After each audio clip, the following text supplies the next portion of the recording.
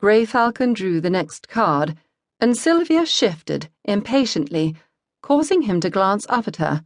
"You want me, boy?" "Aye," she muttered, carefully keeping the right side of her face, that which the feather concealed, toward him.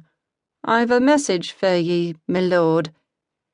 Scarcely glancing at the salver, Greyfalcon scooped up the packet and shoved it inside his coat, tossing several chips from the pile before him upon the salver in the packet's place. "The porter will change those for you."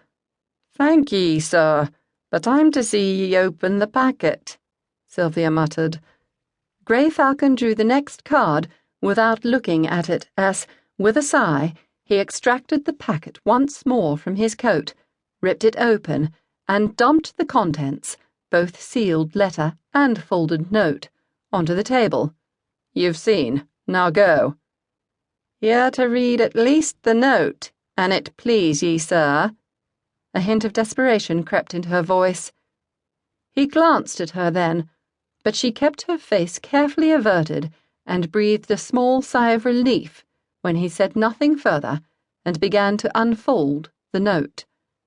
Since it explained merely that Lord Arthur was doing Greyfalcon the courtesy of showing him the accompanying letter before having it printed in both the Times and the Gazette, Sylvia was not the least bit surprised when, having scanned it rapidly, he tossed it down with an angry oath and snatched up the letter, breaking its seal without comment.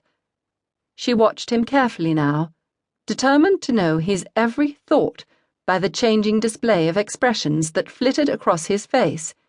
He read the whole letter much more rapidly than she expected, however, and thus was she caught off guard when his head suddenly snapped up and she found herself looking directly into a pair of steel blue eyes, aglint with fury.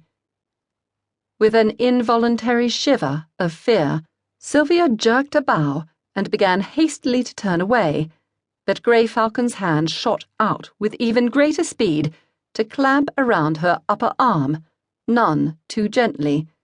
"Please, my lord, I have done only as I was commanded to do."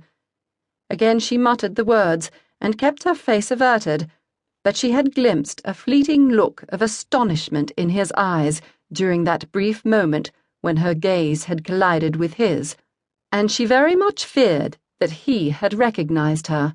To keep listening to this audiobook, I've left you a link in the description so you can do it, at no cost thanks to Audible's 30-day free trial.